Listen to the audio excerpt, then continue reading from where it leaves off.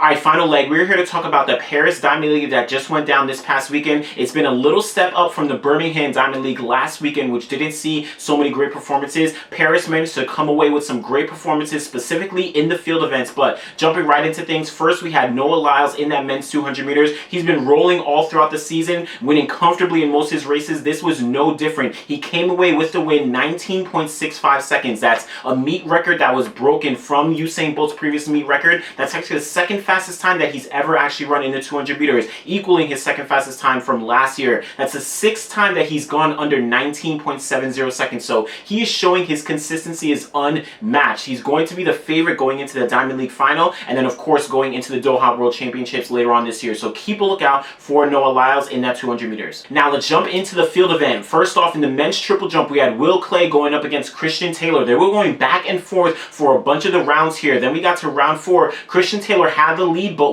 Claye, he managed to come away with the win, 18.06 meters in that triple jump, taking the win. That's the second farthest jump that he's ever had in his career, only behind the 18.14 he had from earlier this season. So huge performance. Again, second farthest jump he's ever had, second time over 18 meters. Great performance. We're going to see a great duel between these two later on in Doha. Christian Taylor has managed to get the best of Claye over the past couple years. He's a 2-time Olympic champ, 3-time world champion, but Claye is showing that he is coming for Christian Taylor. So keep a lookout for both these guys in the men's triple jump. Now let's move over to the men's shot put. We had Tom Walsh from New Zealand. He managed to comfortably take the win in that shot put, 22.44 meters. Great performance, a season's best for him. That's actually the 4th farthest throw in his entire career in the event. So great performance. He had 4 consecutive throws in this series, all over 22 meters for the first, second, third, and 4th throw, completing it off with a 22.31 meter throw in that 4th round. So great performance there. He's showing his real consistency in the shot put, and he's definitely going to be one of the favorites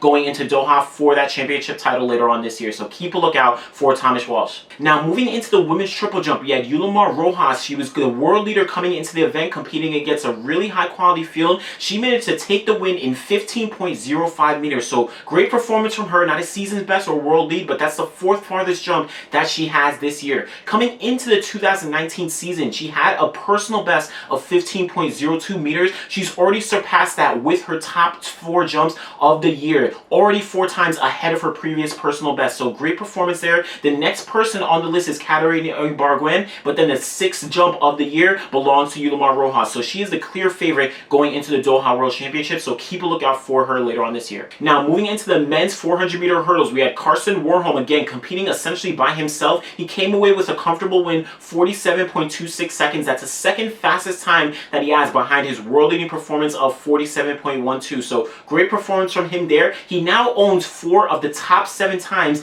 in the world in the 400 meter hurdles. Again, we have Abraham Samba, we have Rai Benjamin. Those 3 are going to be the top guys going into the World Championships. We're going to have those 3 likely on the podium. It just depends on what order. Carson Warm is showing his consistency, might bring him to defending his title in Doha. So keep a lookout for Warholm. Now moving down to the men's 110 hurdles, we had Daniel Roberts from the USA. He managed to take the win from a high quality field in 13.08 seconds. So great performance. He's really starting to show his consistency in this his first Diamond League win. This 13.08 now gives him 4 of the top 7 times in the world in the men's 110 hurdles. And all those 4 times are under 13.10 seconds. So really consistent, really fast. We're going to see him challenging for a spot on the podium later on in Doha. So keep a lookout for Roberts.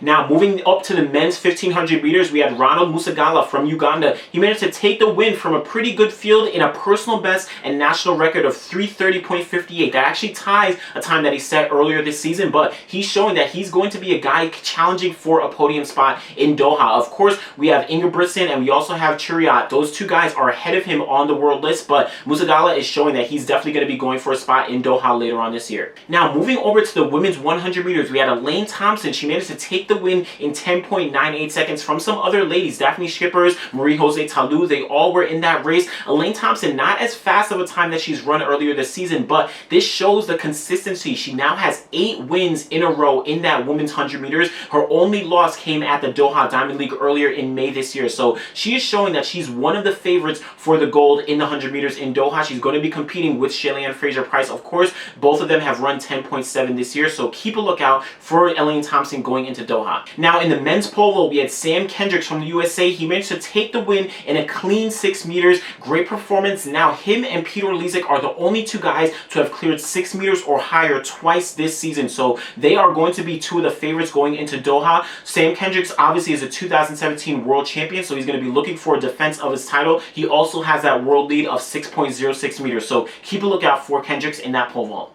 Alright, so those are highlights from the Paris Diamond League. Next up, we're going to be having the Diamond League finals in Brussels as well as in Zurich. So keep a lookout for those. We're going to be back again. Make sure you guys subscribe to the channel. Make sure you guys like the video. And make sure you guys leave a comment on your favorite performance from the Paris Diamond League. So keep checking us out. I'll be back again very soon. Thanks.